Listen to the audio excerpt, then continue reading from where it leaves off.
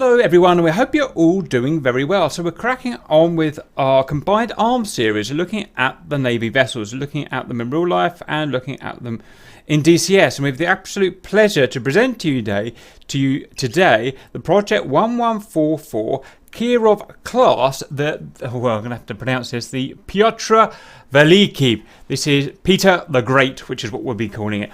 And it's the biggest, apart from the carriers, it's the biggest, mightiest modern attack ship in DCS. Now, the first thing to mention is that this is going to be a big video. It's an incredibly complicated, large and complicated vessel. So get your coffee, get your tea, get settled down, and we're going to go through Peter the Great. So, first of all, I've got Daishi with me today. Say hello, Daishi. Hello. And thank you for putting this together. There's a lot of work is had to go into to research this and get it all together. So, first of all, DCS specification, i.e. the one that we get, is the Project 1144 Kirov class. It is a heavy battle cruiser. So I guess that's the first thing to talk about. So in Soviet or Russian terms, you would call this a heavy cruiser. So it's in the cruiser classification, but on the heavy side, you get a medium and, of course, a light cruiser. And on the NATO side, it's what we call a battle cruiser, i.e. somewhere between a cruiser, which is roughly 12,000 tons, 14,000 tons, something like that, up to a battleship, which is like 40,000 tons plus. And this is somewhere in between. So it's a battle cruiser. So it's about as big as non-carrier fighting ships get in the world nowadays. It was made at the Baltic shipyard number 803. It's Pyotr Velikiy. Peter the Great, formerly known as the Yuri Andropov. Pennant number 099. Previously it was 183. It was laid down on the 25th of the 10th of 1986, launched on the 29th of the 4th, 1989, and actually commissioned for service on the 19th of the 4th of 1998. So why the 10-year gap? Well, that was obviously due to the the Soviet meltdown 89-90, which caused these big decade delays. Anything you'd want to else you'd want to mention about that, Daishi? Yeah, it's just they didn't really have a whole lot of money for it. But the funny thing is when Kirov was first commissioned back in the 80s, it caused a response from the U.S. to bring out the Iowa class battlecruisers from mothballs. It was the only thing we had that really could compete very well and survive the massive amounts of armament. Roger. It'd be interesting if we ever get that in DCS. That would be pretty cool. But not at the moment. The biggest we've got at the moment from NATO is, what's it called? Not the Oliver Hazard Perry. It's the Normandy. I forget the class name. That it's Ticonderoga. Ticonderoga, and that is it's not quite up there, is it?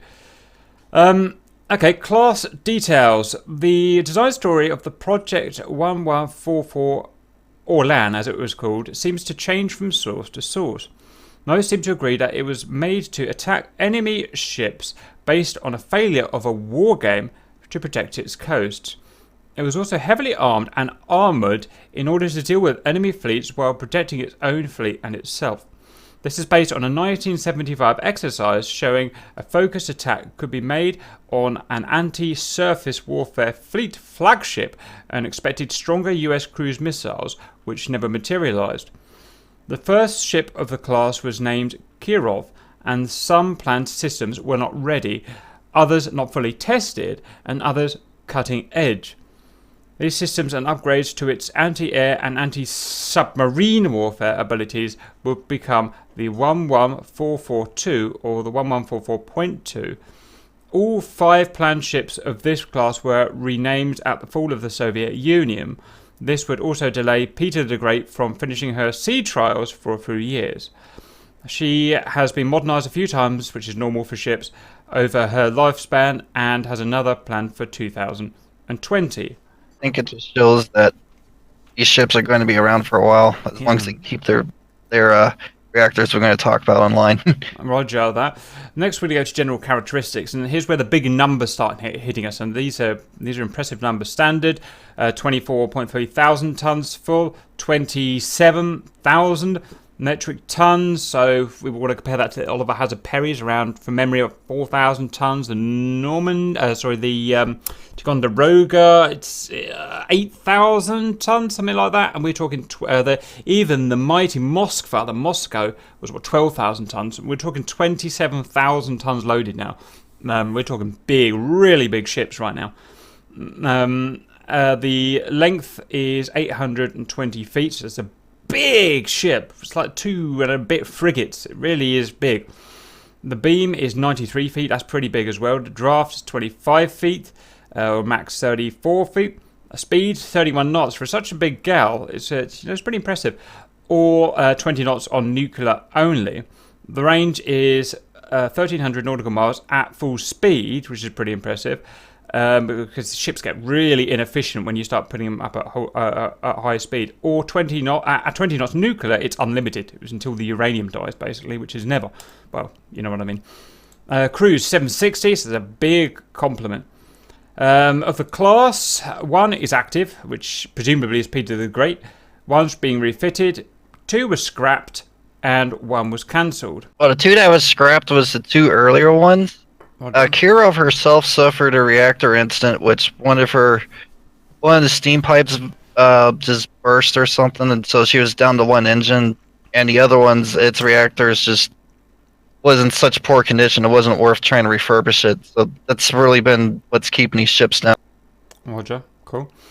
Onto the engineering, again, massively impressive. A Konos propulsion system, so that is a gross 140,000 shaft horsepower, which is magnitudes more than anything we've seen. The biggest ships we've seen are about 45,000, 50,000 horsepower so far. So enormous. This consists of 2 times KN3 nuclear reactors at a gross 90,000 shaft horsepower, and 2 times GTZA steam boilers at 50,000, a gross 50,000 shaft horsepower. It has 2 shafts with an unknown type of prop. It has 4 times 3,000 kilowatt steam turbines. It has 1,500 kilowatt gas turbines. And it has UK 1346 roll stabilizers. Can you go over these stabilizers, please? Well, what happens is when you're out at sea, your ship's rolling, and there's different ways to deal with it. The US guys sometimes will use like gyro stabilizers to have the gun barrels move. What the Russians have chosen to do, however, is go the same route as like cruise liners. These are like little winglets that's underneath the ship, and it will adjust itself as the waves come in. As long as you're maintaining at least X amount of speed, the ship isn't going to list very much. Okay, next we're going to go on to electronics, and here's where it gets really complicated. So let's just go through it step by step. So, under each part of electronics, we've got the actual name, we've got the NATO reporting name, we've got the range of the system, and we've got what it actually is. So, we have an MR800 flag radar suite known as top pair NATO reporting, a range of 370 kilometers, 0 to 30,000 meters, meters altitude. It is a 3D search radar consisting of top sail and big net. So this with a 3D search radar would differ to the typical type of radar we get to use in an aircraft from DCS, which is only 2D, and then it has a separate ranging scan. This will get everything on one scan.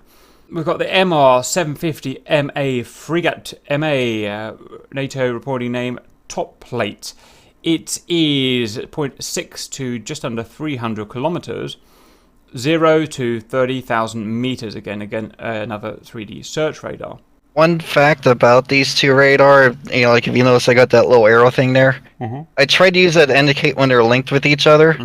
So I think the flag suite includes the frigate, and since they got like different search frequency ranges, it'd mean that you would probably have like it'd have an easier time burning through jams because of just the wide range of frequencies it's working off of. Understood. Cool. Okay, we've got the 3R41 Volna, NATO reporting name Top Dome, a range of 0.2 to just under 170 kilometers, the same altitude specification. It is the fire control radar for the SAN6 Grumble, so that's a big, 60 plus mile S300 type anti-air system, incredibly good. So in this, I'm guessing that it's going to be the 300F rather than the 300 PS, which we've got as a ground unit. So it's what I'd consider a slightly improved over the PS. Next, we've got a 4R48 Bolnar, NATO reporting name Tombstone, 0.2 to just under 170 kilometers at the same altitude. Fire fire control radar for the SAN-20 Gargoyle, and we'll have a look at these missiles in a bit. Next, we have 2 times 3 R95 groups, NATO reporting name Crosssword, up to 45 kilometers range, or 20 kilometers TV, and 3.5 kilometers max altitude.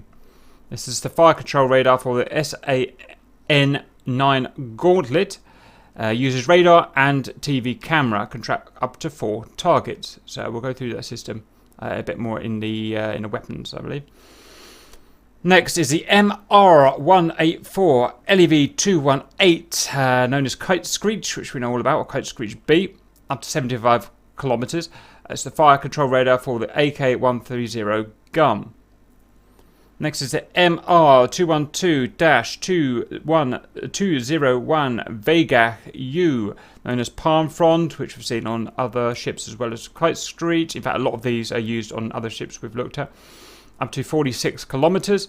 It is surface search and navigation. Next, we've got 2 times MR350 Podcat, no NATO reporting name, 2.4 to 33 kilometers, 0 to 380 altitude, 80 meters altitude. Is that right? Up to 380 meters. Yep, that's right. Roger. Tracks are low-level targets, especially anti-submarine missiles? Question mark. Or what is that? Oh, that should be anti-surface missile. Anti-surface missiles. So things like the Harpoon and stuff like that, I'm guessing. So it should be interesting to see whether this aircraft can defend itself against Harpoons, because all of the other Soviet ships we've looked at can't defend themselves from Harpoons. Whether that's realistic, whether that's not realistic, no one really knows, but it's just a thing we'll look at. And a component of Crosssword. Next is the MGK-335 Polynom, or Horsejaw, up to 40 to 50 kilometers. It's an active/passive, low-frequency, hull-mounted sonar. So this is anti-submarine stuff we're looking at now, or would that be surface vessel as well? This is sonar. Roger, so this is anti-submarine then. Linked to that, or within that, we've got Horsetail, and it is a VDS, a variable depth sonar. Do you want to quickly tell the people how that works, roughly? Yep, it's a towed sonar array that you release from the back of your ship. It can get underneath the thermocline to get like a better sound, because once you get to a certain point, the temperature differential, it gets really, it's extremely different, and then it starts warping how sound travels through water. Roger. So you get under it, and then you don't have to worry about that as much, and gives you a better sonar picture. Copy. Right, and then we've got the MG757.3 Anapa, no reporting name, 20 meters to 400 depending on target. Sonar listens for saboteurs. How interesting. Can trigger grenade launchers. Replaced the MG7 bracelet on 2014. So this is for people laying charges on the hull, I guess. Yeah, actually I ran into a funny story when I was reading this through. The reason why they're so nuts about like frogmen and saboteurs is because there was one vessel that they had which got sunk. They thought it was a frogman that did it, but in actuality it ran ashore somewhere and just sank. But the seed of fear just got planted. Roger, it's typical Soviet worrying about everything, yeah. Paranoia. MP503 Cantata M, codename Wine Flask, ex-Football B. That's stupid. It's an ECM suite, electronic countermeasure, combo of MP405 wine glass and MP407 wine flask and others. So ECM, this is electronic countermeasures. This is jamming, radar jamming, this type of thing, I'd imagine. Jamming, ELINT, RWR, controls the decoy launchers, missile jamming. There's a whole bunch of stuff here. Roger. Now, several things linked together in this cantata. We've got MP407 Start 2, wine flasks. It is ECM, ELINT. ELINT is for collecting radar pictures of situational awareness. Controls PK2 and PK10 decoy launchers. We've got the 405 wine glass, which jam ships long enough to fire the anti-surface warfare missiles. We've got the MRP-13, the Bell Bash, which is an anti-missile jammer. Now, whether that has any effect in DCS would be interesting. MRP-14 is a Bell Nip, is a decoy, launcher control, and jammer. The MP-264 Orgada Bell Thump. Who comes up with these names, man? Actually, I read how they came up with these names. They base these ECM names off of what they look like. So since these radomes look like bells. Yeah. Oh, that's interesting. Okay. 8 to 10 kilometers, minimum 40 to 50 maximum is an ESM, an ELINT, and an ECM. Do we know what an ESM is? Electronic support measures. They're basically, think of it like ELINT and things sort of like that. So it's supporting rather than actually countermeasures. Roger. Okay. We've got a Prevod B, fly screen B. I guess that's what it looks like. Oh yeah, horse jaw, horse tail. So this is what things look like. How interesting. Helicopter TACAN, so there's navigation for the helicopters. A Rotan Tin Man. TV-based IFF, so that's a bit like the system in the F-14 Tomcat, I suppose. IDing, helo control, and target tracking. Okay, cool. The MR231-3, the Palm Frond, which I think we've already had. No, we've had a different version of it. Up to 90 odd kilometers is a navigation and surface search added in 2014. We've got the MR352 Positive, as a cross dome, which I've heard of before, which is 2 times air to surface search and target designation for the Kashtans, which are the like the lower range defences, aren't they? The forward gauntlets and maybe the shipwrecks. We've got the P790 Coral BM, which is SATCOM, telegraph, and GPS-like navigation. I'm going to have to ask you to explain the next bit. Yeah, the thing is when it's explaining the SATCOM, I think they mean telegraph. I think they mean teletype, where you're using computers. But I don't know if that's a translation error or if it's actual telegraph. Right, I get it now. So it's 80 moored, 250 moving meters, accuracy to 6 to 15 min. I don't actually know what that means, but okay. That's how often it pings. Okay, understood. We've got a Krill-style BK, no reporting name. It's a first-generation repeater SATCOM. Data speed, that many kilobits per second. ECM, resistance, top speed, means nothing to me, but okay, cool. Got a Taifun 2 communications complex. Seems like an automated communication system. We've got a Les Sorub 44 combat information control system, or combat control system, but separates systems based on missions such as air defense, comms, etc. We've got a Tron 11442 combat information control system, upgraded combat control system designed to automate electronic warfare and combat systems in battle, either sailing solo or linked to an escort unit, so data link, and yeah, very cool. Oh, these names. Tertia fire control system for the PK2M fire control system, we'll look at in a bit, provides targeting parameters and ammo type to turret and tracks decoy in use. How complex? Anything you want to add to the electronics Daiichi? The combat control system, I think the reason they upgraded it was because that the Lazarub is more of like an older school thought where data just gets sent the way you think it's needed, whereas I think Tron sort of helps by like automating it a bit, a little more closer to Aegis, where everything just feeds into a central data pool. It's just is the impression I got. Improved electronics and data link, isn't it? So, yep. Absolutely, yep. Right, let's go on to the bit that everyone wants, and it's going to be even more impressive. We've got the armament. So, here we go.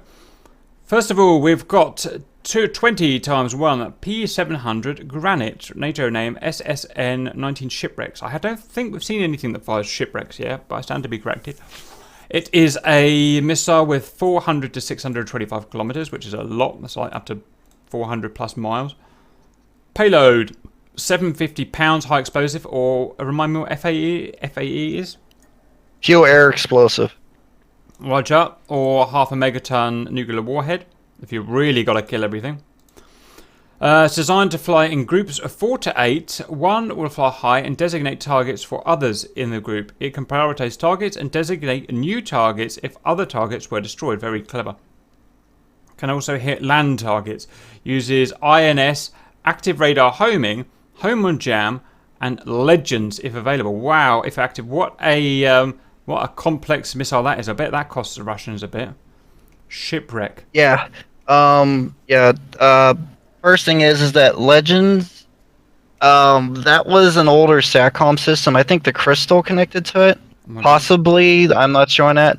So you could connect it through SATCOM to send it instructions if you don't have like a helicopter or something to help deal with it. And the other thing is that, yeah, you're right about them being really protective about these missiles, because they had a submarine sink that had these missiles in it, and they brought Peter there to defend the areas they're trying to pull the missiles out, just so NATO wouldn't get their hands on it. Yeah, it sounds like it. Must be really top of the range shit.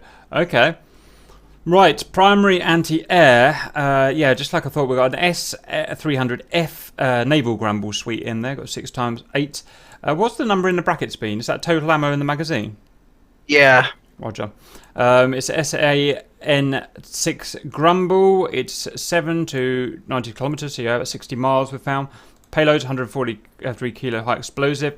Naval version of this 300, longer range but lower max altitude. Cold launch uses command guidance with semi-active radar homing for terminal guidance. Can use contact fuse for surface targets. So yeah, really, really nice piece of kit that is compared to anything NATO has. Top of the range. One thing I should be mentioning at this point is this stuff being fired VLS or ARM? This one's VLS. Actually, you know the TELS that's part of the S-300? Yeah. Imagine those like 2 sets of the forward torpedo tubes put on a carousel, and that's underneath the deck pointing up. Cool. Oh, right. I see what you mean. Yeah. Okay. Okay. Makes sense, doesn't it? Just take the wheels off and put it in there. The shipwrecks, are they VLS? Yes, they are. And do you want sort of. Is it like it points forward, so it's like yes and no? I personally would say no, but a lot of people say yes. Okay. Why don't you also explain what VLS is and what it replaced and why it replaced it? Okay, VLS is vertical launch. Basically, you're launching the missiles upwards, and you're trying to clear the superstructure. And at that point, you can point the missiles wherever you want, and you're replacing like older systems where you'd have like armed launchers that would point towards the target and turrets, because you would have firing arcs. This doesn't have a firing arc; it just goes wherever it wants. Roger. And the problem with arm launchers is that they had a very slow firing rate. They would fire 1 or 2 missiles, then the arm would literally have to go back into the ship to pick up some more missiles from the magazine, come back up, then it can start firing again. That took time. It took half a minute or whatever. Whereas these, the VLSs, can just fire pow, pow, pow, pow, pow. There's nothing stopping them consecutive firing. It's an amazing invention. Anyway, sorry, let me carry on. I've never heard of this before. We've got 6x8 S300 FM 4M, never heard of it. SAN20 Gargle. Wow, so it's a really, really upgraded S300, oh dear. 5 to 150 kilometers, that's about 100 miles nearly.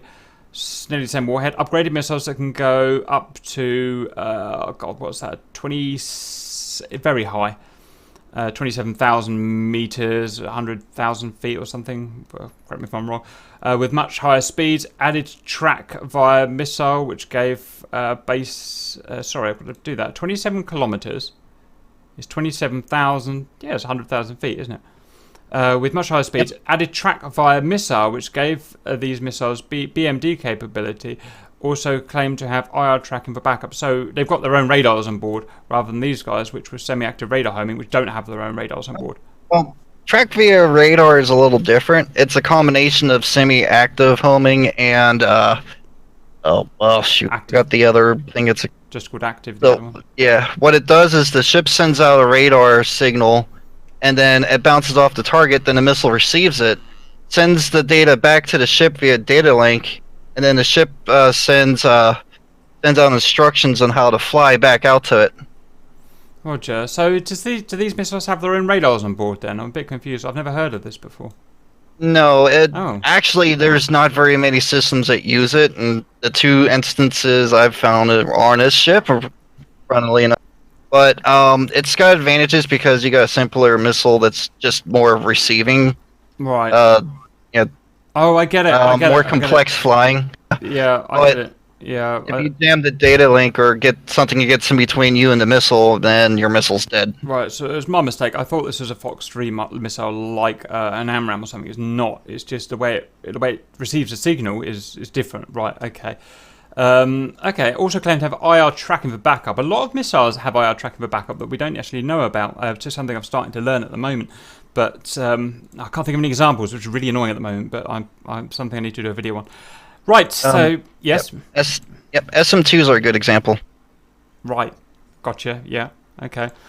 Right, anyway, that's that. Then, so what, right, okay. So then we've got 16 times 8 Kinsal SAM Gauntlet, 2 to 12 kilometers. So it's small warhead, so it's based on the Tor. So this is the one that's similar to the Tor, or is the Tor. Cold launch and has better guidance, allowing 2 missiles to a target. So we're expecting 2 of these Tor missiles to a target. Okay. So that's a close-in anti-air, probably for shooting down missiles as well. 6 Quartic Seawiz modules. These are the CADS N1 CADS N1 Cashtan, which we looked at before. So these are like the twin 30mm Gatling guns, aren't they? Yep, with missiles. With the missiles, right? Yeah. So the Cashtan uses NATO hot flash radar and TV optical for tracking, combo missiles, and a gun. So it's like, a little self-contained unit which has its own missile launcher and tracker on it, and the twin guns as well. So as well as the missile, it has the 2x6 AO 18K 30mm Gatling gun, 2 of them, up to 4 kilometers, which has a 0.39 kilo high explosive incendiary frag, or frag T. What's frag T? Okay, don't know. 9,000 RPM cannons, which is just ridiculous. Higher caliber and RPM than the phalanx, but lower muzzle velocity. Okay. I don't understand that next line. What's the next line? I started running out of room in some of these lines. So it's got 500 ammo to each gun on this turret. It's stored inside of it. And it's also got a 30 kilogram armor piercing dispensing sabot round. Right, so that's an armor piercing round, isn't it? Yep. So if you get near a tank and it has it and its ammo drum, they're in trouble. I get it, right. Understood. So 0.3 kilo armor piercing discarding saber round. Right, I'm with it. Like a mini tank armor piercing round. How interesting. Well, we'll be using that. There's no doubt about it. Right. Next, I've got 2x4 9. I recognise these missiles because I got shot by one yesterday. These are going to be Tunguskas, aren't they? 2x4 9 Mike 311, 40 in the magazine, up to 8 kilometers, up to 9 kilo warhead. And it's based off the Tunguska missile, but with TVM guided, 5-meter blast radius with laser radio fuse. Yes, it's a Tunguska missile at the end of the day. Nasty little things. This has got everything. It's incredibly. I don't know how we're going to beat this. Oh yeah, one extra feature is that instead of this one using the tracking system, the SAC-LOS guiding, it's got that track via missile system we were talking about earlier. Yeah, that is interesting. Okay. Then we've got 2x cannon, the big guns, 130mm cannons, 23 kilometer range, 15 kilometers against air targets. We've got 33 kilo high explosive or anti-air, mechanical or radio fuse. We've got it carries 8 kilometer missiles. You're saying it can fire missiles out of this gun, or have I misread that? Yep, that's 8 kilometers range against missiles. Right. Sorry. Yeah, sorry. Right. So 23 kilometers surface, 5 kilometers against air targets, 8 kilometers against missiles. Right. It's 10 to 35 RPM per gun, which is good for a big gun. Largest gun in naval use today. Compared to the old guns, I'm reading at the moment about the sinking of the Scharnhorst, and you've got 14-inch guns. So it's how small guns have got, but how useful they are. 158 to 180 rounds ready in the mount, total magazine unused. Right, cool gun. Oh god, we're only not even halfway through. 2x5 RPK-6 Vodo Pack NK, which is going to be torpedoes. So we've got a set 65 torpedo. A lot of these ships have used this. 18-kilometer range at 40 knots with a 205. I'm guessing that's meant to say kilo. Explosive, active, passive, sonar-guided torpedo, uses proximity and impact fuses, 800-meter homing range. Okay. RPK-6 Vodo Pad, which is SSN-16 Stallion, up to 50 kilometers, launched from torpedo tubes, then fires out of the water based on RPK-7 subversion. I'm going to have to ask you what that is. Okay, how this works is the RPK-7 and 6 are like your regular ASROCs, except you shoot this into the water, and the water activates the missile, and it just shoots out of the water. The 7 comes out of subs, the 6 comes out of surface ships. So what is it though? Is it an anti-submarine or is it an anti-surface, isn't it? Yeah, anti-sub missile. Oh, anti-sub missile, right. And the crazy thing is this rocket shot out of the same torpedoes as a Set 65 torpedo. Interesting. Okay. Combined, we've got nuclear depth charge, 200-meter depth, which is 20 kiloton nuclear warhead, most likely not to be used due to treaties. UMGT-1, which 8 kilometers at 41 knots, 400 meters deep, 60 kilo warhead, has parachute, lightweight torpedo, active 1500 meter active passive search. Sorry, we'll go through it in a minute. Anti-submarine warfare and newer models anti-surface warfare. Do you want to go over that a bit? Clear that up. Okay, the active passive active is that's the range of its of the little sonar ping that's got on the torpedo itself. Okay. And then passive, it can just hear as far as as you want. It says parachute. What's that all about? That's because these two things are launched from the Vodo pad. Once it gets to where it's at, it drops the torpedo, and it drops using the parachute, and then it takes off from there. Okay. Okay. Next, we've got the 1x10 RBU 12,000 UDAV 1. I think I need Daichi to explain this one for me. Okay, so its firing range is from 100 meters to 3 kilometers. That's the rocket range, and then 600 meters is how deep these projectiles can sink. It's a newer rocket launcher, sort of like the others that we've seen in the older ships, but this one's designed also with the ability to protect yourself against torpedoes. It also listens through the sonar, so sonar techs can trigger these things. It's got 3 different options. You've got a traditional depth charge, which has got a 120.5 kilogram warhead, which is timed so it blows up when you tell it to. The next one's a 86 kilogram high explosive proximity mine. This one's more designed that you'd shoot it in the water, and it's when a torpedo gets near it, it just detonates and destroys the torpedo.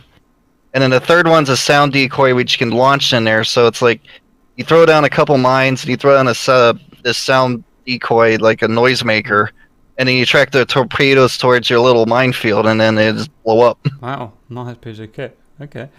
Then we've got a 2x6 RBU 1000 Smerch 3, we think 72.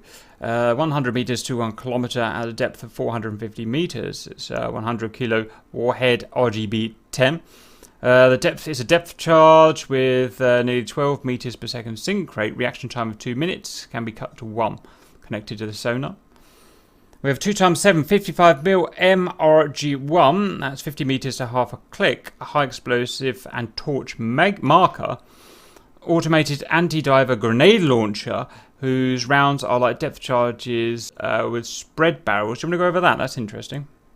Okay, yeah, this thing's got like 2 different rounds to it, and it's like spread out, sort of like the blooming shafts from the American ships, but it's designed with the intent on trying to knock out submarine or knock out saboteurs from underwater. So instead of just like with the other ships where you've got the bracelet and you can try to use sonar to deal with them, you can send them a nice little pineapple surprise instead. Roger. Or you could use like a flare or a torch and show, oh hey, he's here, and then AKs, I guess, or something like that. Roger. Very cool. Right, next we've got some countermeasures, the PK2Ms. I think you're going to have to go through this, Daiichi. Okay, yeah, this PK2M is a uh, turreted shaft launcher. So unlike the other ones where it's like pointed in a certain direction, these guys you can move around. It's got a range of 500 meters to 6,000 kilometers. You manually load this from under the deck and just shoot them up, just like your older school guns that you'd see on, like your 1940s ships. And it's got a multitude of different options, which is what those two arrows are about. I think it's got like 7 different ammo types. The different ammo types for this PK2 is you've got like a prototype anti thermal, then you've got a shaft which is for anti-radar. You've got a low temperature infrared decoy, and then you've got after that like a black and white cloud, which is meant to mess up lasers and television tracking systems. And then after that, we got a reflective like pyro. So this is almost like a firework, I guess you could say, with fragments in it for like glass or aluminum. So that's meant to distract both IR and laser. And then after that, you got like a modular shell. So you can just this is basically a wild card. You can stuff wherever you want in it. And then the last one is an upgraded version of the IR sensor. Okay, so let's go to the next section. So we've made it. That was a lot of armament. I should have done the PK10, huh? What was? Oh yeah, PK10. Yeah, you better do that. This one's like the others. This decoy is like the same ones we've seen on the other ships. It's linked with wine flask, so when you get like the signals and coming in, you could figure out what track radar it is or what type of missile it is, and then you fire the appropriate round. And every single launcher has to have the same type, so it's like one has to have like 10 of like anti-radar, and then another one can have like 10 of like the masking curtain, and the different ammo types on the bottom, which is like a shaft, a cloud, flare anti-laser, which I think that's just like your typical flares. And then the next one after is like a combo, and then after that's the masking curtain, which just I got a picture of it down below, which I think that one's this giant plume of flame. The thing is cool, looks awesome. Cool. Okay. Right. Right. The next section is armament as well. Is this like what have we got here? Helicopters. And it was supposed to say airplanes. I must have got to change that. Roger. Okay, so the airplanes, and this looks just as complicated. Well, 3 times Ka-25 Hormone, range 400 kilometers, speed 193 kilometers, up to 209 kilometers per hour. Cargo just under 2 tons. It was developed in 1958 for the urgent need for anti-submarine warfare helos. Deployed in 1978, has many options for equipment and up to 12 passenger seating. Likely variants. What do you mean by that? Well, the problem is like with the U.S., we managed to develop this crazy Lamps 3, which could do everything you want. What the Russians end up doing is that they've got like your Ka-25, but they develop different variants for different missions. Okay, so Ka-25 BSH, the Hormone A, meant for anti-submarine warfare using radar, dipping zone, a magnetic anomaly detector, and torpedoes. Probably the UMGT-1.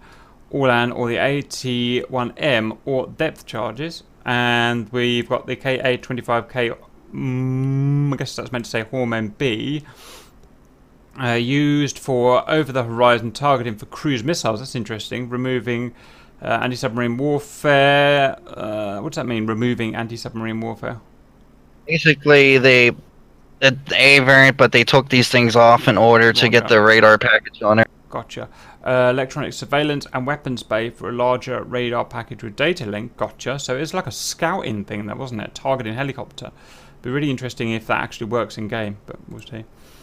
We've got the Hormone C, which is the Ka-25PS. The SAR version removes from. Can you go for that? That's supposed to say remove weapons options. I think you can tell it's kind of a little petered out at this point. Roger. Room for 12 plus stretchers, winch, tanks, and more options. We have 2 times KA-27 Helix, nearly 1,000 kilometers, up to 270 kilometers per hour max. I've got 8 kilos here. Is that more like 8 tons, or what's that? Yep, 8 tons of cargo or 16 troops. Roger. Also, I made an error on this. Either you get 3 of the 25s or 2 of the 27s. I forgot to notate that properly. Yeah, Roger, I see what you mean. Designed as a replacement for the KA-25 and 81, can use radar MAD. What's MAD? That is magnetic anomaly detectors. Roger. Basically, as you move through the ocean, ships do this all the time. It creates like a magnetic field. In fact, there's some mines that's designed to try to detect this, and it will detonate if it detects a field nearby. So they're trying to use this to help detect. So, Roger. I remember in World War. Well, I don't remember, but I know in World War II you degaussed the ships, didn't you, to take away their magnetic signature? But I'm guessing you couldn't. Do they still degauss ships? Do we know, or is that not a thing anymore? Yeah, they still do, but I think they're just trying to throw everything at the wall and see what sticks. I think. Roger. Towed sonar array of a variety of torpedoes, 1 at a time, or sonar buoys, 32 at a time. Okay. Torpedoes. Is this torpedoes of the ships or the helicopters? This is the helicopters option. Roger. So we've got the UMGT-1 Orlan, air version of the UMGT-1. We've got the AT-1M, 70 kilo warhead. AP? Armor piercing? Active passive sonar. Roger, but slower and shallower max depth. The VTT-1, remote control version of the AT-1M. Okay. The APR-2, Yazd-Reb, passive search, anti-submarine warfare rocket. Interesting. 100 kilo warhead, 600 meter range in water. The RGB-NM and 1 sonar buoys. We've got sonar buoy. Oh, that was sonar buoys, Roger. Likely variants. So this is for the KA-27s. We've got the PL, the Helix A, anti-submarine warfare helicopter. We've got the Mike version, the modernized with phased array radar, acoustics, and magnetometric sensors. SIGINT. We've got signal intelligence. Roger. We've got the 32S Helix C, the SAR version with radar. Sorry, SAR, remind me? Search and rescue. Search and rescue, Roger. We've got the 32T Helix C again, utility transport, room for 16 passengers. The PS, the 27PS Helix D, search and rescue with sonar removed and replaced with winch. And the PS again, Helix B, assault transport helicopter with 12 passengers. So that's an awful lot of stuff it can carry, an awful lot of detail we've got there. Next we look at armor. Sorry, go ahead. I was going to say, it's got options between what mission it has. I think I tried arranging by what I expected to be there, but I might have messed the order up. Roger. Okay, armor.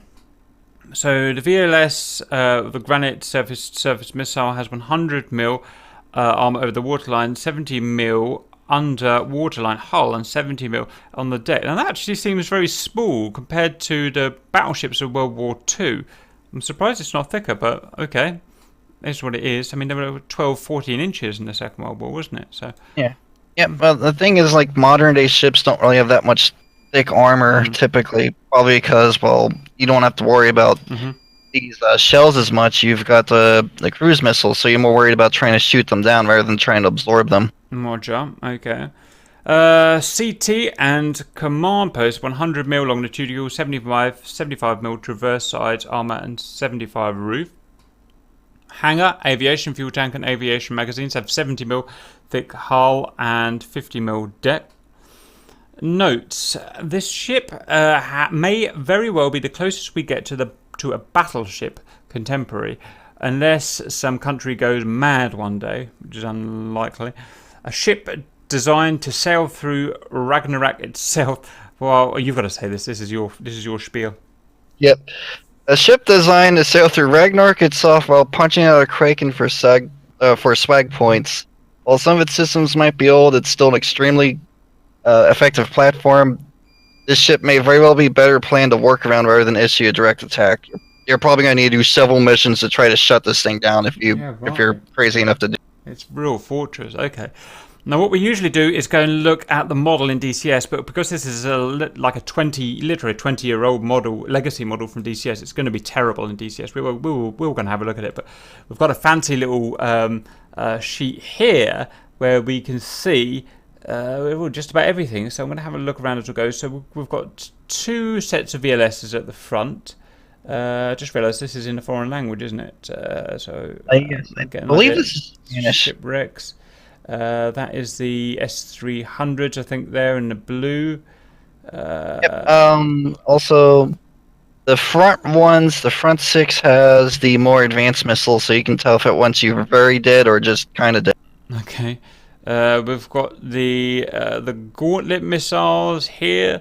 What have we got here? RPK launchers there. Sonar there. Horsejaw. Horsejaw is down at the bottom. Oh, it's sonar, isn't it? I remember. We've got radar for the cross dome. We've got the crystal. This is hard when being in a different language. What the anti-roll fins there. PK-10. Got the Tartar there, so it's the ECM suite, isn't it? Okay. RB1000 there. Missed what these are. PK10, yeah. Vodipad there, or part of it there. Kashtans are there and there. And we've got Kashtans over there and there. We've got 6 in total. So 1, 2, 3, 4, 5, 6. Close range defense. We've got the twin AK-130 gun there. We've got the more horsejaw sonar there. That must be the VDS, I'm guessing. Got a chopper there. So we have a hangar for the chopper. Yep. Do you see where the little part that's above, like it's a little raised above the deck? Mm-hmm. That whole part opens up, so it's got 3 helicopters under that deck. That's amazing. Okay, so whopping great hangar there. Okay, we've got Gauntlet missiles there. We've got the gun. We've got the cross-sword radar. Was the cross-sword for the gun? I've forgotten. That's Kinzel. Okay, we've got kite. Is kite screech for the gun? Oh god, no, sorry, I'm getting confused now. Got kite screech radar there. That is for the low-range missiles. That one's for the gun. You had it right the first time. I'll give up. We've got the top dome there. We've got the top plate there. We've got the Prevod B there. We've got the Vagac there. We've got the top pair there. 3D radar. Prevod B there as well. The Podcat there. The 4R48. Remember what that was for? It was for missiles, wasn't it? I see. Yep, that's for the S300 FMs. After all this time, I've only just realised that everything's colour-coded. So the anti-air is blue, and so these radars are going to be for that. The sonar is green. The pink is for the shipwrecks, roughly speaking. Anything else we haven't gone through? Rotan there. More PK-10s at the front. RPK we've been through, and that's about it. So that's an awesome bit of information there. Okay, that's awesome. Pictures: potential A3Com50 and A3CM3. So this is part of the countermeasure suite, isn't it? Yep, those are different shafts. Interesting. Okay. We've got the MRG1 Orgol, so part of the it's not the countermeasure fleet, it's just the defense suite. No, sorry, what's the MRG1? That's the grenade launcher. It's a grenade launcher for killing the guys who are frogmen, right? Yep. Interesting. We've got PK2. Remind me what the PK2 is? That's the turreted shaft launcher. Roger. Awesome. Size comparison of the Yamato, which is the biggest or one of the biggest battleships ever made. I can't remember which now. Notes that the Yamato is much wider and heavier. That Peter, but shows where the battlecruiser argument comes from. So it's nearly as big as the Yamato, essentially, from 1941, which was absolutely enormous. And although, do you remember how heavy the Yamato was? It must have been 50 plus thousand tons. I don't remember. Roger, it was a big bitch, is what it was. So yeah, there you go, nearly as big as the Yamato. Right. So first of all, thank you for Daishi for putting that all together. What we'll do is we'll put that out probably as a read-only on the description of this video, so you guys can go back and review that, and we'll continue to correct it. We're that's taken a long time, but it's a complex ship. Next, we're going to jump into DCS and have a little play. So stand by. Okay, we're in now. As you can see, it is a very old, simple model, simple textures, simple damage model. You won't be able to blow bits off it like you will with the new ships, like the NATO ships and the World War II ships and the Chinese ships that have been added. It will just be dead or alive, I imagine. Everything is there, although it's simple, everything's there. I can see the gauntlet launchers, I can see the modern RKU, or whatever it's called on this ship there. There. We've got the VLS for the S300, we've got the VLS for the shipwrecks, we've got the Kashtan systems there, various domes, various antennas there, we've got the ECM suite there, we've got the top plate, the top pair, we've got the kite screech back there, I see. We've got the gun control, sorry, that guy there, I forgot what he's called. We've got the Kashtans down here, we've got the grenade launchers there, or the chaff launchers, whatever they are, I forget now. We've got the next radar there, we've got the nav radars, we've got the AK-130, we've got the VLS here for the gauntlets. So we've got some, it's all there at least, so we should have most of the systems working, fingers crossed. It's a real beast, look at the size of it. Imagine if we ever got this in high definition model, it would be really sweet. So let's actually use the thing. So we're going to go here, we're going to go just coalition, we're going to blue, we're going to go game master. You could use tactical commander if you want. We're going to click on our guy here, and we're going to start moving, set path, left click, right click to confirm, choose the speed. I'm going to max him out so it does get those steam turbines going. And you can see him starting to move now. Everything in combined arms with ships is slow and a little bit clunky, but that's how it is. Yeah. Also, the fact this ship's so heavy, it's got so much inertia it's got to overcome. Yeah, it's 27,000 tons or whatever it is. Okay, now the first thing I'm going to do is, well, I'm going to see the shipwrecks. I think of anti-surface as in ships, but let's see if we can use them against ground targets. I don't know whether this will work or not, but let's just see. So I'm going to add a target. I'm going to shoot just there, look, in between that lot there. Let's just see what happens. I'm not expecting the VLS to launch because it's simply not that designed for this, but I thought we'll give it a go. Yeah, it also might have been added later. Roger. Most of the things I looked into didn't really go into detail. Right, no, the shipwrecks aren't firing, but I wasn't really expecting them to. So next I'm going to get this, see if we can get the AK-130 gun here to fire. To do that, I'm going to have to get the ship to turn. I hate it when they have guns on the back. It really drives me nuts. So we're going to have to broadside this thing. So I'm going to just skip forward in time. What I'll do is I'll get him to this point here. I'll make broadside him, and then I'll report back in. Okay, we've got him turning. It's a little bit clunky, but it's doing it. Right, let's try the attack again. Attack a target. So this is just a way of taking a long-range shot. A single shot. Let's see if we can get his gun firing. I can actually see the targets with my eyes. Is he going to do it?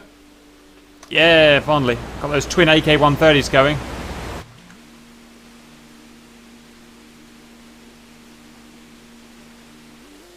Boom! It's a few miles away, so it's going to take a couple of minutes for those rounds to reach. I see you. There you are. Should be some pretty big explosions. Boom! Okay, so that's the way we can take a single long-range shot. We can take it up to 25 kilometers or whatever it is, but I got totally got close. Now what we're going to do is come in on the close to the coast here. Just drive by, and what we will do is, if we go back to the F10 menu here, we will tell this guy, our guy here, that he can fire. We can set ROE, return fire, hold fire, or fire. We'll set it to fire. And we'll set his state as a red, so he's ready to fire. We'll move him around kind of arc like this, and he will choose to attack these guys when he's ready to do so, and he will do that automatically. Okay, we've somehow managed to get a 27,000-ton battlecruiser. Oh, this is.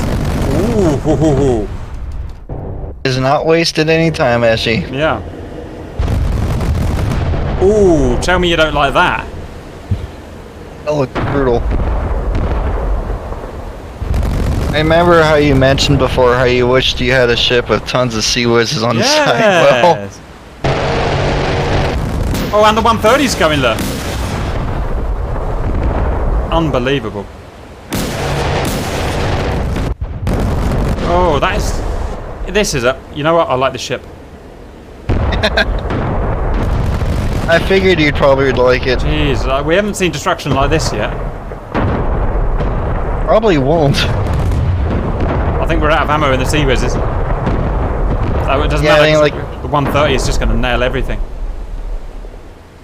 Jeez, that was cool.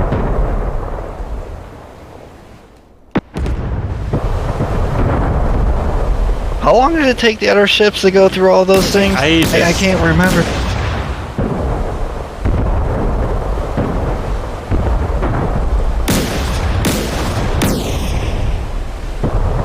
Wow. I can't wait to do some ship-to-ship warfare now. Yeah, about that, you're probably going to want to have multiple ships against this thing. Yeah, probably. Then again, like we've seen, the old school Russian models just don't seem to work properly, and they just don't defend themselves. I wouldn't be surprised if this just let itself get shot. We'll just have to see. We'll just have to see. It's the harpoon missiles that just absolutely destroy these ships. Well, the Neustra Shemi had the older model, and it did pick up the harpoons, so there's hope, at least for the Kinzels. Right, well, that's a company of armor destroyed, like real quickly. I guess the next thing to do is to do some ship killing. In fact, out of interest, let's see if we can. This may not work, but it's worth a go. Let's see if we can attack a vessel over the horizon. Choose this guy here, and I'm going to go attack target. I wonder if it's about 150 miles away, but see if we can attack this. What if it has a Perry down here? Interesting if it does.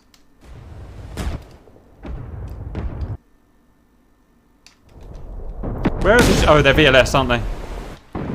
Yeah, it's kind of forward. There they go. Look, there they go. Oh! Ooh, that changes everything.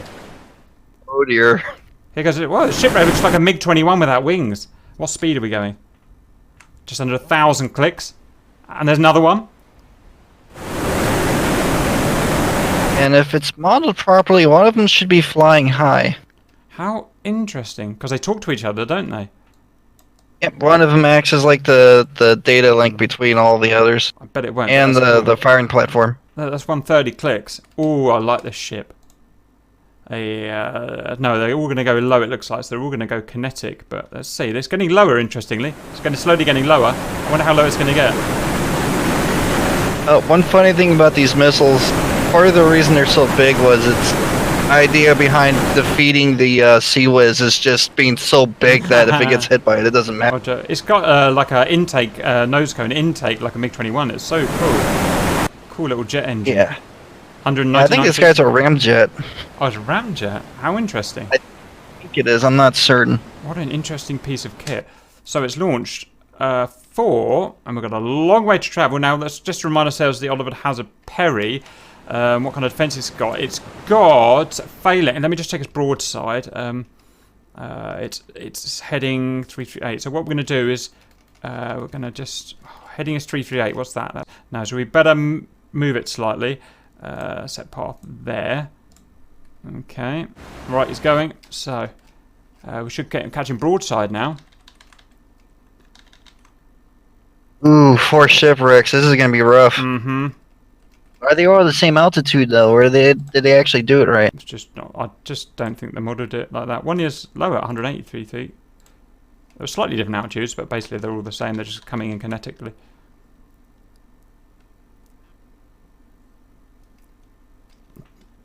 Let's see this guy. Where's he heading now? Doesn't tell me it's heading, does it? But oh well. Yep, it's going to be broadside. It's going to be interesting. By now. Hey, there we go. SM2s are coming out. Right, so they can be. These are the ones with the backup IR, aren't they?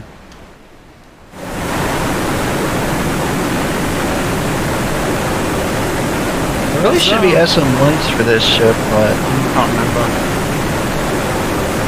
Right. Probably going to shoot them down, I imagine.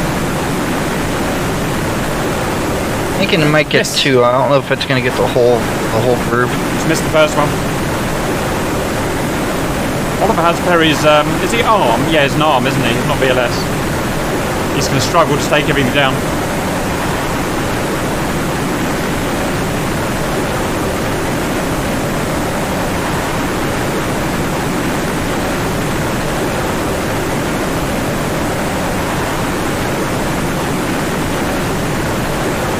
SM2 out? No. I'm not sure if that's an SM2 or a close range. I know, yeah, it only has one miss. Roger. Ooh.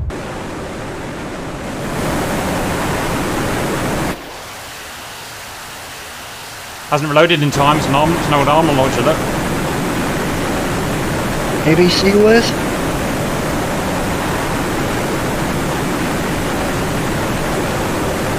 Oh, it got us. It got us.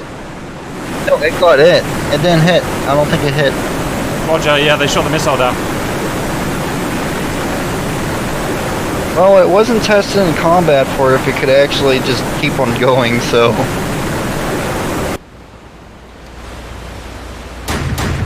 Look, shooting the 120.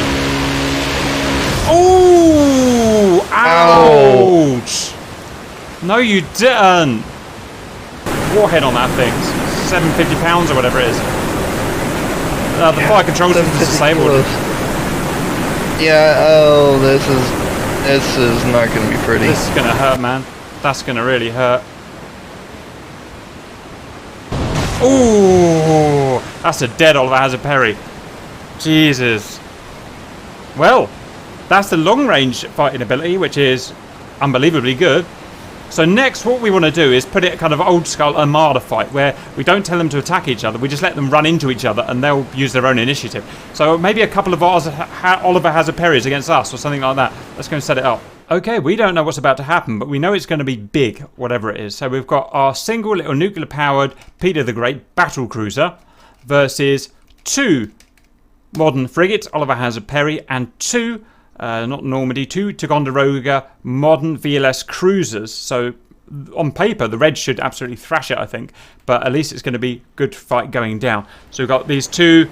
sorry, what's that? That's a cruiser. It's not a destroyer. It's a cruiser, isn't it? We've got the frigates here. Oliver Hazard Perry. So all of these modern over-the-horizon missile launcher capability versus... our big battle cruiser. Look at him. This thing weighs pretty much as them lot added together. It's amazing. Yeah, this is roughly what I would think that they imagine it for. So if this goes wrong, everyone can blame me. Roger. I mean, it all depends at the end of the day what DCS is programmed to do. What we found is that these old Russian models that are about 20 years old just don't defend themselves against the modern missiles fired by these guys. So probably what will happen is these guys will just fire, and this guy will refuse to defend himself because of ship programming. It may be that maybe the harpoons travel too low. I just don't know enough about it, but you know, it's just my guess. Right, anyway, we're going to speed time up now until they start fighting, and goodness will ensue. Come on, someone start firing. Right. Oh! Right, sorry. I squealed. We've got too much going on. Got to stop. We've got shipwrecks going out, and they've been shot down by SM2s, which are... Oh, and harpoons have gone out. So SM2s are air-to-air. I think they can also be used in surf. It's been a while since we studied them. I've forgotten. Harpoons are low-altitude jet anti-ships. And we've got another shipwreck going out there. See if we can see one being launched. Meow. So these shipwrecks will be coming out of this battery here, the big grey battery there. Go on, Pyotr the Great. I want a battlecruiser to win. Look, I can see them from there. Look. Hey, boys. Get some. Woo. Oh, the size of them. You see the size of them? Oof. That's an S300 went out. An S300, that's an S300. Look at that. Oh, they're attacking the harpoons. Yeah. Ooh, how exciting. Right, yeah. there's too much to go to really watch it. So we've got a mixture of S300 Mikes, Foxtrots, there you go, who are shooting down the SM2s. We're not sure if they're shooting down the harpoons yet, so we'll see any second. They're shooting down the harpoons. It can defend itself, finally. This is going to be a battle of legends.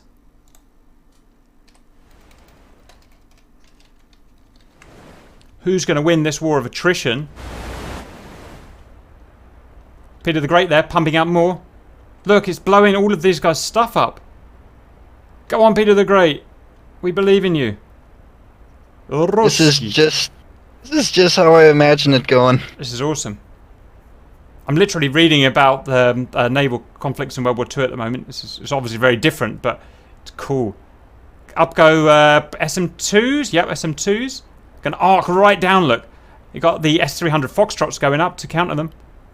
Have any shipwrecks got through? I don't know. There's a close range one, look. That's a shipwreck. That's a shipwreck. SM2's going up to counter it, so it's just firing and counter-firing.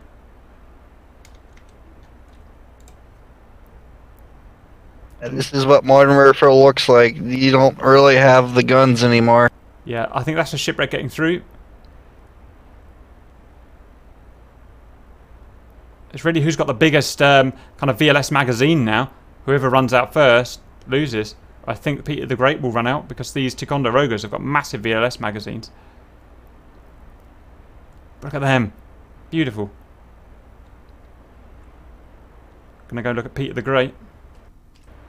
So are the anti-aircraft missiles shooting down the anti-aircraft missiles at this point? Yeah, that's weird, isn't it?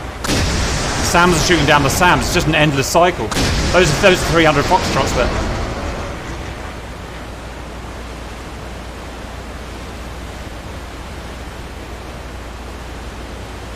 Nothing's got through yet. Oh, that's a shipwreck. That's a shipwreck. Go on, boy. Shipwreck.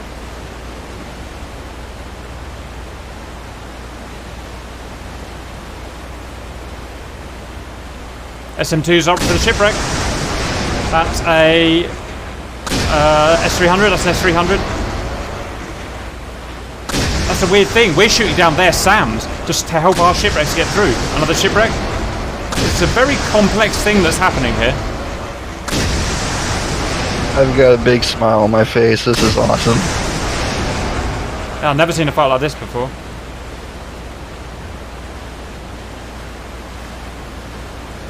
And the S300s overtake the shipwreck, so one might get through just by the law of averages. The shipwreck.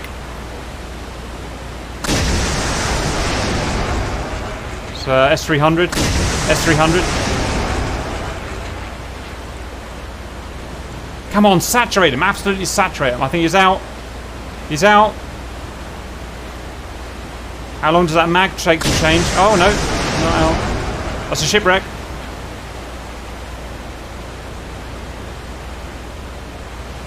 He would easily have overwhelmed a single guy by now, but because there's 4 of them, they've got so many SM2s between them.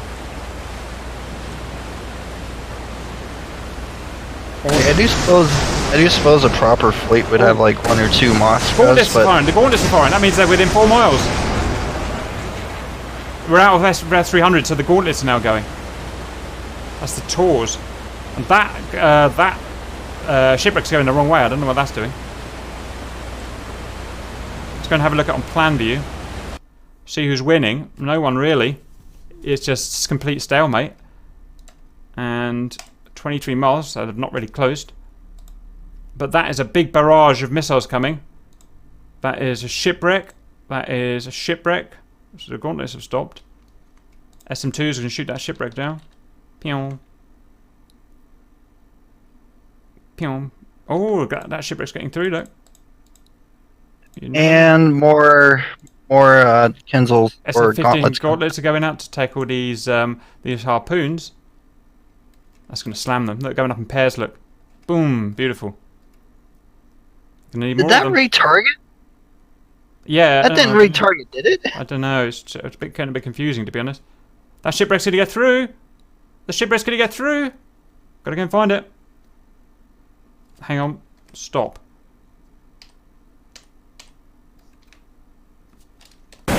Oh, it's gonna get through. Oh, oh. Dang. So close.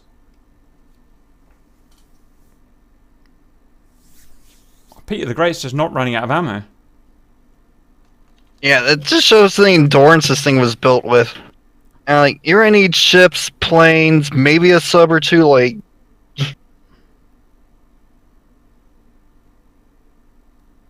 Biggest naval battle ever in DCS.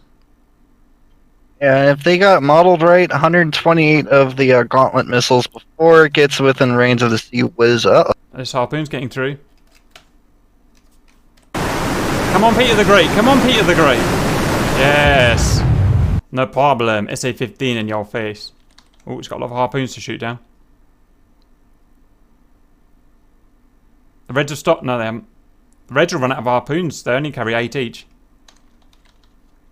Well, the Oliver Hazard Perry's got 10, but it's like arm launched. Roger. We're going to get in gun range. It's going to happen.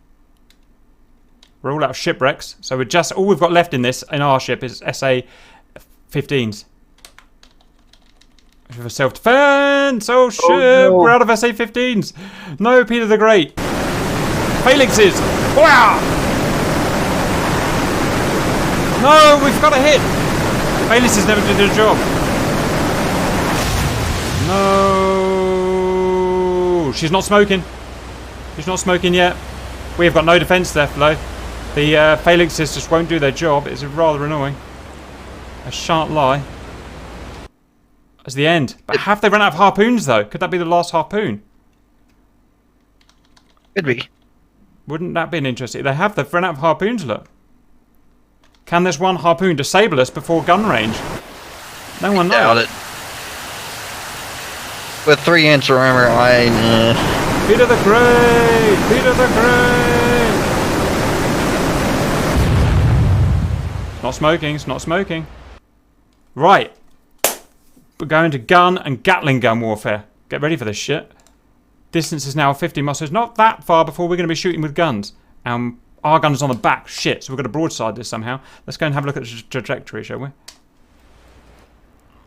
Can we get that trajectory past the superstructure? No, we can't, so we've got to do a broadside of some sort. So how do we do this? If these guys are coming along here, we need to... What do we need to do? We kind of need to turn this way, don't we? To get on the broadside. But we also need to converge to gun range. So what we'll do is we will go to... I'm going to go to slot. Okay, sir. We're going to stop attack. We're going to set path kind of there. And put us up to max speed. Let's see if she turns. And she does. Right. Now we're clearing the superstructure. Get ready for some poontang. And we should still be converging, question mark. We will. Now we've just got to wait. Now it's a waiting game, sir. Come on, I want to see that 130. All of those HF antennas on there. Although with it being a flagship, it does need extensive comms. Right.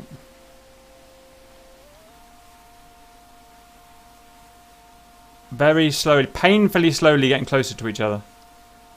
But it is painfully slowly. Check the distance. Oh, fuck me, it's going to take forever. Booting it up.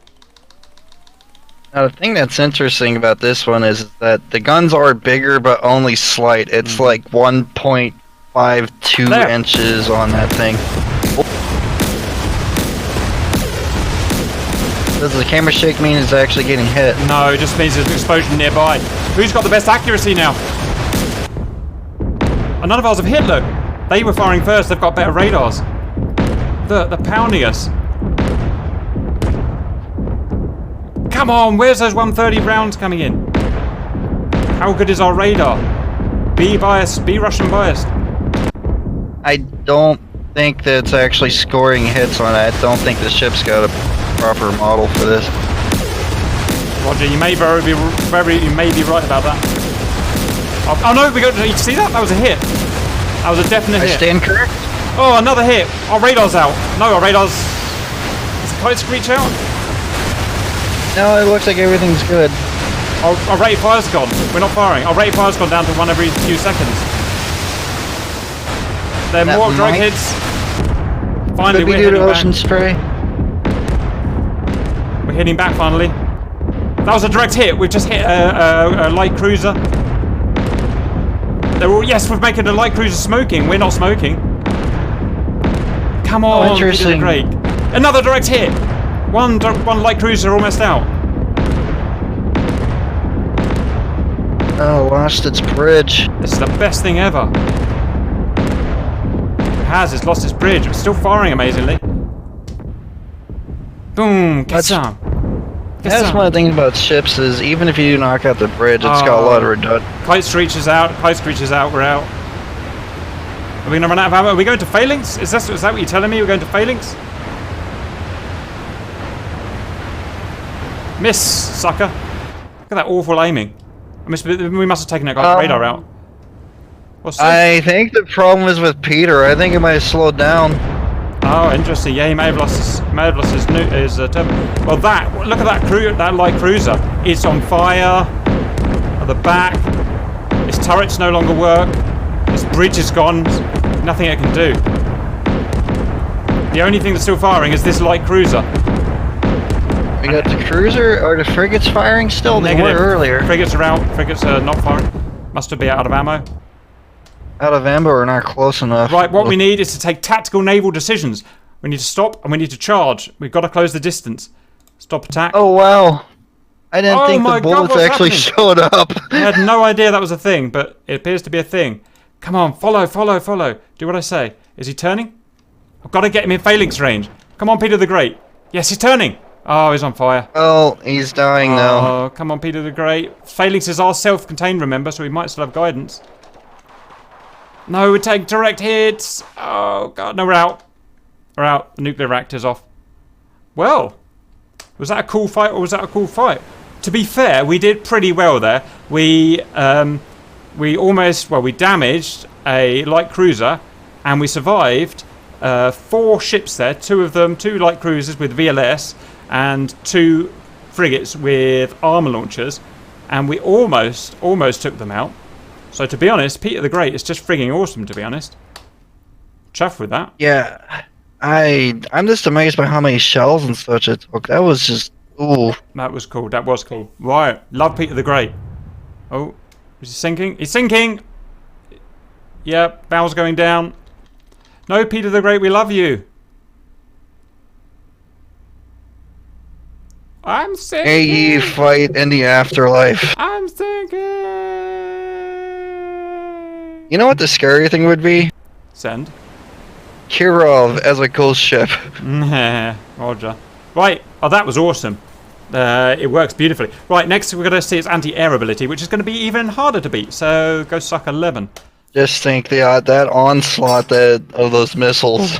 Yeah. Now you get to experience it firsthand. Oh, dear. I wasn't expecting those things to fire that fast. That was pretty cool. That was awesome. Right, we're in F-15 now. Now we're 110 miles away from Peter the Great. We're going to see what he can do, bless him. See when he can start firing at us. I've no idea, to be honest. Let's just get everything on.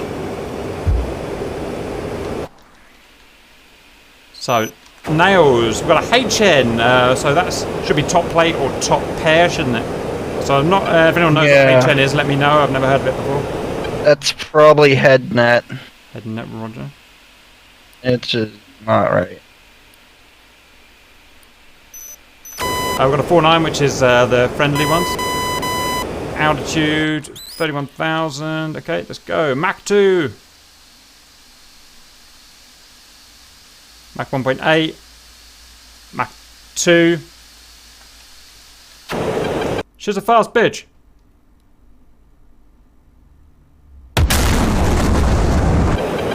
Spike. We're getting a spike now, and we are 70 miles out. Missiles out at 70 miles.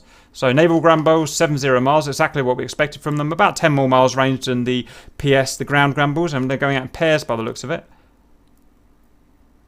One thing to do. To space! Watch how high an F-15. I wonder if we can get over them. That'd be cool. Well, the interesting thing too is if it's got the SA-20s, those gargoyles, then those ones should start shooting if it's programmed. Super Cup. 50,000 feet, 60,000 feet. Come out for 70,000 feet. Plenty of gas. In fact, we're a little bit too heavy with the gas, if anything. How fast are these going? Oh, God, they go 2,000 knots still. And they're 100,000 feet. We're not going to win this Daiichi. We're going back down. Oh, no, that'll be a stall. Ah, it's never a good thing. Get back down, man. Get back down. Woo! Jesus, it's got no... I can't do anything up here. Oh, this ain't going to end well. Boom! Thump! I should have noted the max speed of those missiles. I forgot. I'll get us them next time they fire. Here we will have a look this time once I get my jet back in operating parameters. Right, this one I'm going to be just blind with speed. Watch this. So maximum speed, they are... I just saw 4,000 knots on that Navy Grumble. What the hell? What am I supposed to do about that exactly? Are my engines out? No, they're running. Right, I'll show you how to beat a friggin' Navy Grumble. Unless they're already at me before I can even steer my plane, which is the case. So, Super Cap, notching.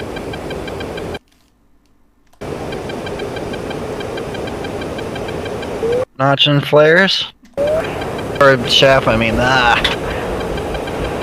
Too high.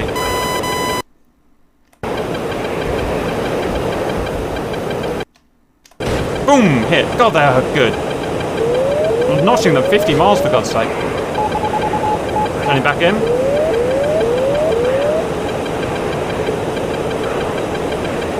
Right, we're going low this time. We are now 30 miles against 4,000 knot missiles. Let's bring them down into the ocean where they don't want to be. We're dipping the ocean.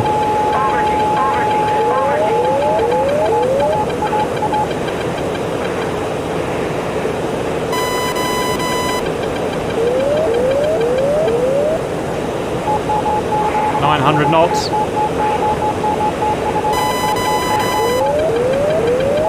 think I've dodged them.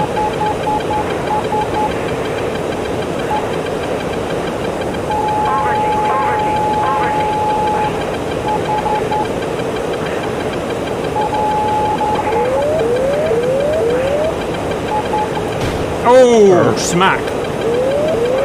I see one. Ah, God, piss off.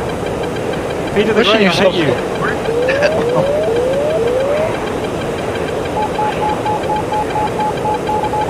It's like trying to dodge the YouTube comment section almost, huh? Or at least one from a really nasty channel.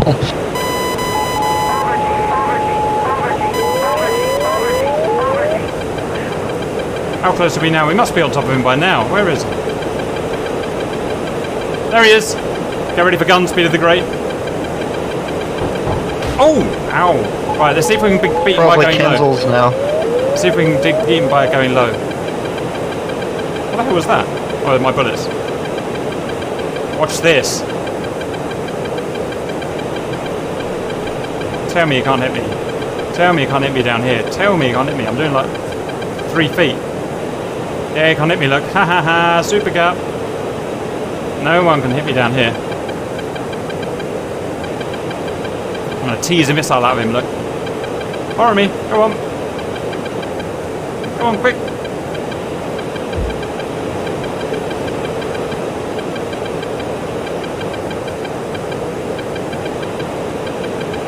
Oh, he's got fed up. He's got confused, look. Oh.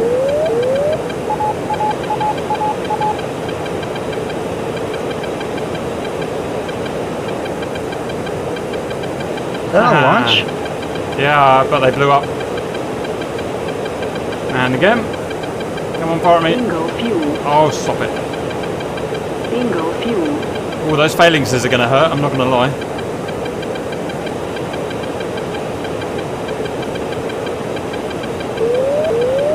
No, no, no. Boom, you lose.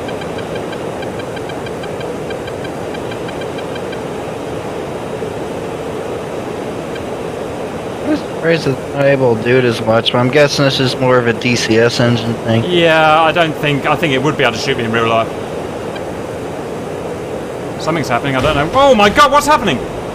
Oh, they're the Tunguskas. Do you see that with the Tunguskas? They get smoke to have smoke trails. Oh They my actually god. launched missiles. Oh. So the Tunguskas fired, the SA-15 fired, the S-300 fired, Phalanx is fired. She is a powerful ship. Actually fully featured. Yep. I was not expecting the Tunguska missile. Those Tunguskas missed. They missed. SA-15. SA-15 smoked. Hit. Not really much I can do, I'm not going to lie. SA-15. Can we dodge it? Can we dodge it? Nope. SA-15. Missed. Tunguska, SA-15. Missed. You would not want to be doing this IRL. Right, we're going to go for a strafe. The scary thing is you probably wouldn't even have managed to get this close. No, I would have been shot down 70 miles away. In reality. Right, plenty of gas, boys. In we go. Okay, Peter the Great, it's time for you to meet your maker. Tunguska. Missed. SA-15. Hit. Oh, you're just getting a pain in the arse now. Stop it.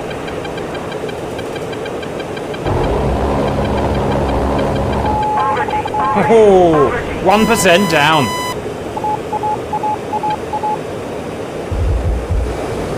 Think of it, like most ships would have been what, like 3% down on that barrage? Probably won't get past 1%. Tunguska's chasing me. Missed.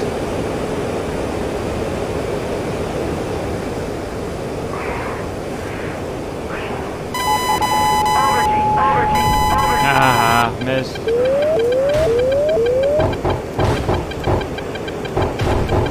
Stop it.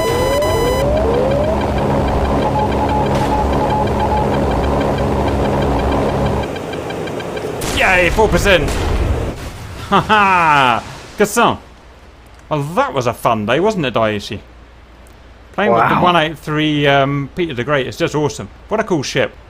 So it's just awesome in every way, really. Not much else to say about that. Anything you want to add to it? I don't know. Yeah, it's just, I think it shows us how nuts it is, and to think this would have a couple Moskvas and a few other frigates with it, yeah. Pretty whatever's under this umbrella of protection, you're pretty safe. You see why they've only got one active. You only need one to rule the whole friggin' thingy. Right. Excellent work. Thank you very much, Daiichi. We'll post that thing when it's ready, and we'll see everyone else later.